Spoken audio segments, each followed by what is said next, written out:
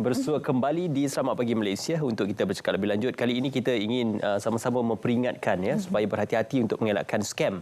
Kerana walaupun saban hari kita bercakap berkenannya, tetapi ia masih lagi mendapatkan mangsa dan masih lagi ada yang terkena dan juga terkesan dengan panggilan scam ini. Ya, betul. Dan kita nak terus bersama dengan tetamu kita yang akan memperincikan dengan lebih lanjut lagi berkenaan dengan isu ini, iaitu saya kenalkan Datuk Nazim Johan ataupun lebih mesra dikenali sebagai Tok Ki, merupakan Ketua Aktivis Persatuan Pengguna Islam Malaysia. Assalamualaikum Tok Ki. Salam. Khabar Tok Ki? Inilah masalah kita. Masih lagi kita rasanya pasal belum kena scam. Allahu Akbar. Kita dah bertahun-tahun cakap ni Tok Ki, tapi ia masih terjadi. Betul. Apa sebenarnya yang menyebabkan masih lagi ada yang menjadi mangsa tu? Ya. Sebenarnya di luar sana tu memang ada kumpulan tertentu ni yang boleh buat duit senang-senang. Okey. Kalau buat duit, kalau nak buat kontrak, kena ada modal, kena buat kerja. Ini kan terus dapat duit. Kena je terus dapat duit dan tu je. Tak payah nak tunggu banyak lama ke tidak. Pasal semua proses itu ke arah masuk duit, orang tu pun dapat dalam akaun dia, tinggallah. Kadang-kadang dalam masa beberapa minit sahaja. Siapa tak nak kalau dah dia jiwa dia hanya nak buat duit, nak tipu pun tak kisah. Sebab tu kadang-kadang kita kena ajar masyarakat kita kan, daripada sudut mencari keberkatan. Pasal kita ingat je, kalau yang Islam maknanya kita kena ingat ke mereka, dia tipu orang, dia akan dapat lebih lagi. Jadi itu yang antara ialah pembuka cerita. Ajar keluarga kita cari keberkatan dalam hidup. Betul. Itu perlu kita perluaskan lagi. Pasal kadang tak perasan kan. Betul. Okey. Okey, dan kalau boleh kita juga kongsikan yang terkini jugalah berkenaan dengan, kalau kita tengok ada kenyataan juga dikeluarkan, iaitu ada seorang wanita warga emas yang telah pun ditipu sebanyak 3.9 million. Baki yang ditinggalkan oleh scammer itu dalam akaun bank hanyalah RM79 65 sen sahaja. Jadi itu merupakan itu je yang tinggal Tok Ki. Jadi ini antara perkara yang yang cukup membimbangkan. Memang banyak sangat itu kerja dia, dan dia kadang-kadang dia macam ikut kita. Dia pandai, dia tarik kita mana. Kadang ada dulu, zaman dulu sikit Goris dah menang. Tok Ki pun biasa berjumpa dengan orang ni, dia punya kakak semua doktor, profesor semua sekali. Dia ni kena tipu Goris dah menang. Dia ada rumah, sampai dia jual rumah tu 600,000. Ini dah 10 tahun lebih. Dan dia bagi pasal orang tu tahu dia ada rumah, dia ikut dalam setahun jual rumah, bagi duit. Maknanya dia itukan diri kita ni supaya percaya. Pandai memang dia gunakan pengalaman dia untuk menipu kita. Cuma saya macam agak tertanya-tanya kerana ialah kita kebiasaannya kalau kita melakukan suatu bentuk transaksi pun yang dalam jumlah yang banyak, mungkin puluhan ribu pun akan trigger kepada Bank Negara Malaysia ataupun bank-bank pusat. Tetapi bagaimana proses pemindahan itu boleh dilakukan tanpa trigger ataupun ini sebenarnya saya dah pun bercakap dengan Bank Negara untuk menyuarakan keresahan kita. Ini internet banking. Yang itu tu physical banking. Physical banking tu kita pergi ambil duit, ambil 10,000 pun dia bertanya nak mana, nak untuk apa. Lepas tu kita bagilah dia pun cek, telefon, sama ada di telefon bank yang pemberi, atau kalau kita bank kita sendiri pun, kita nak ambil duit bukan senang-senang. Betul. Jadi dekat situ pun ada guard, ada peti besi, ada keadaan yang cukup dikatakan selamat lah. Tapi cuba bayangkan hari ini boleh keluar duit ratus ribu, tak ada seorang pun guard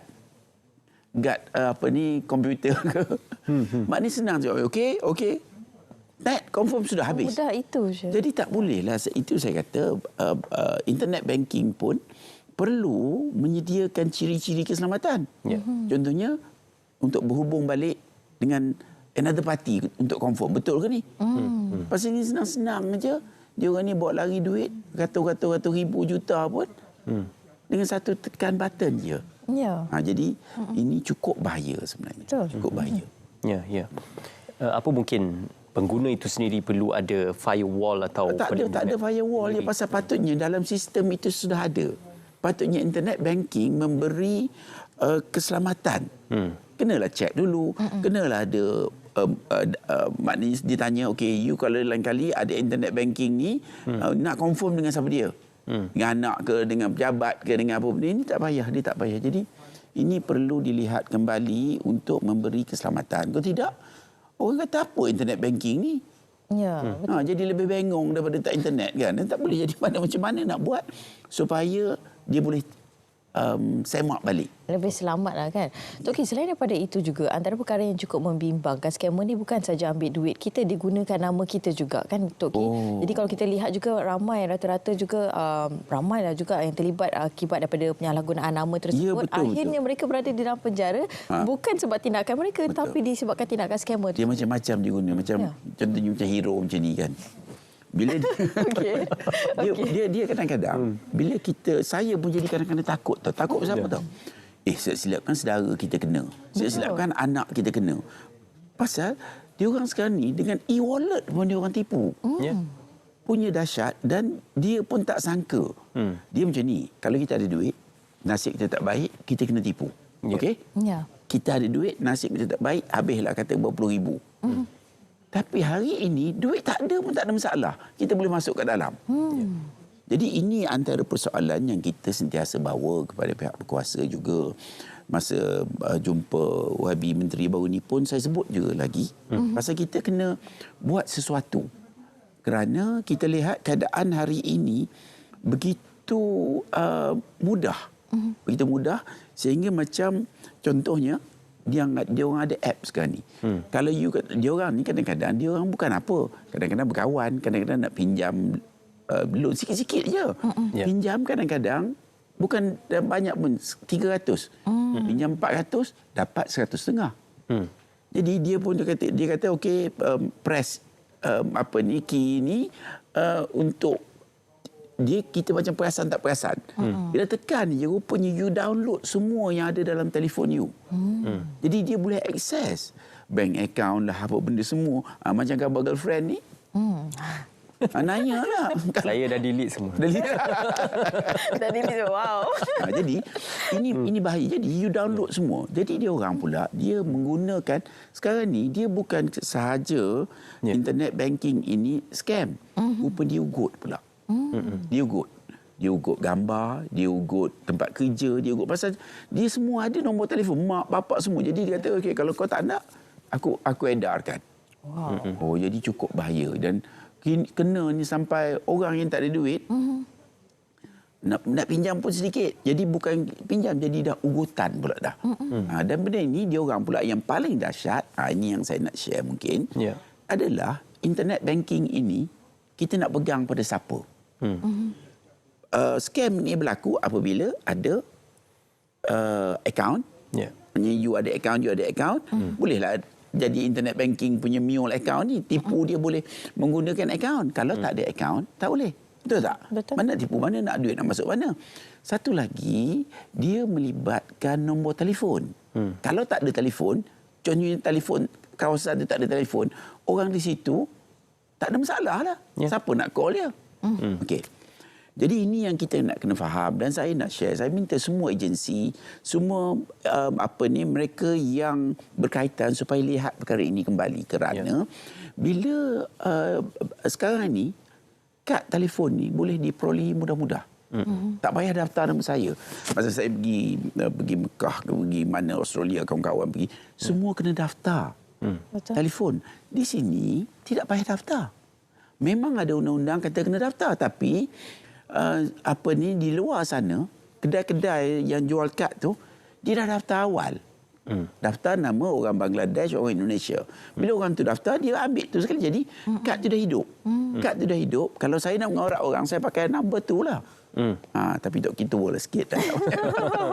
Jadi benda ni dia tak daftar. Jadi bila tak daftar, kalau saya nak tipu, saya tentulah tak pakai nombor telefon saya. Betul. Saya tentulah pakai telefon nombor yang tak boleh trace dah. Jadi ini berlaku hari ini, perkara ini yang paling bahaya dan saya yakin kalau pihak berkuasa segerakan proses pendaftaran, maknanya yang tak daftar potong. Yang tak daftar betul,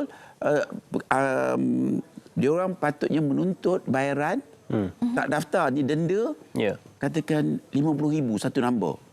Berterabur lah dia orang daftar syarikat-syarikat telco ni. Semualah suruh dia punya ejen pasal ejen dia yang tak daftar.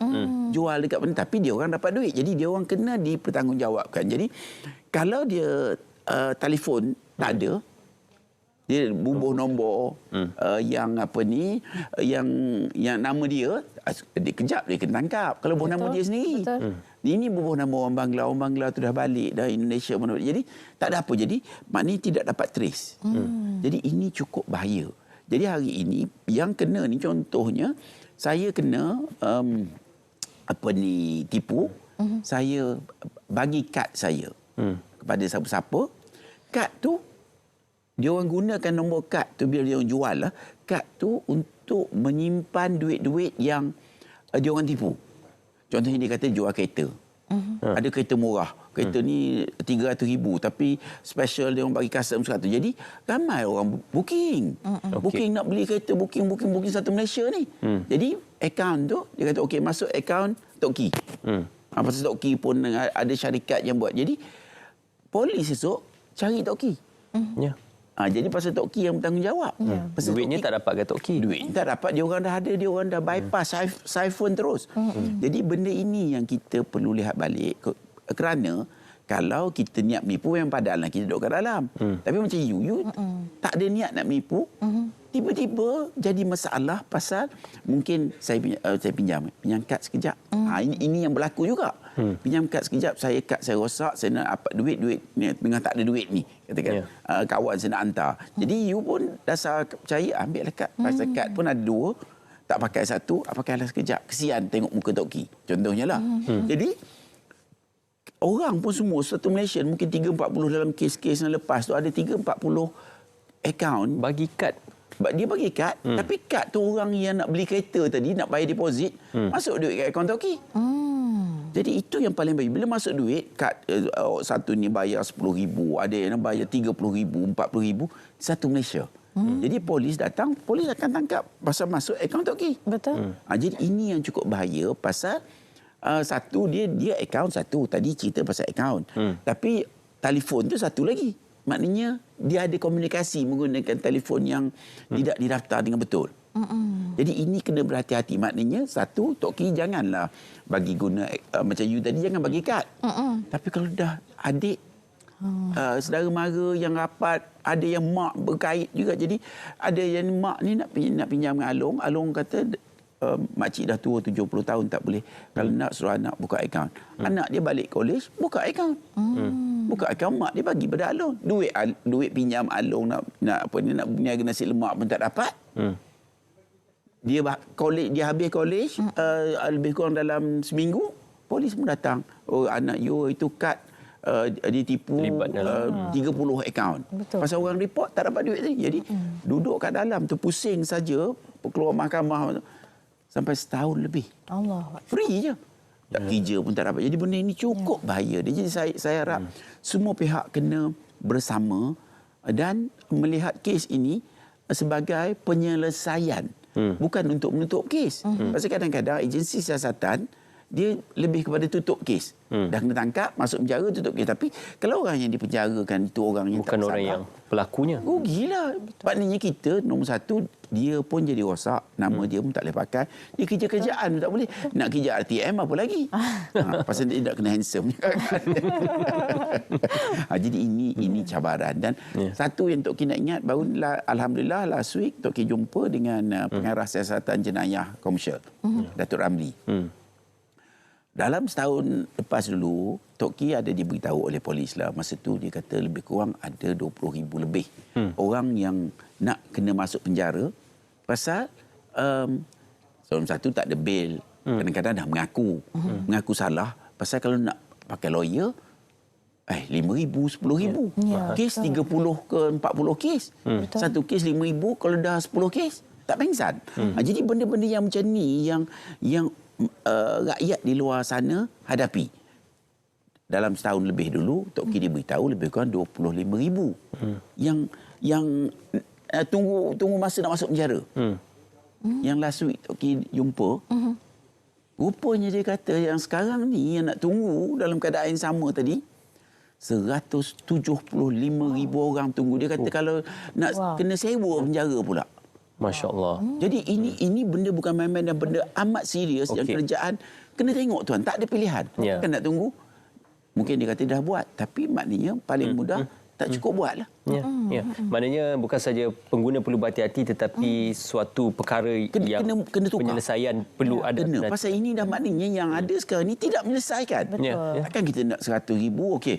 Tahun depan lagi naik lagi 300,000. Tak boleh, ini tak boleh. Okey. Apapun, terima kasih untuk peringatan tersebut, Tok Ki. Terima kasih untuk perkongsian.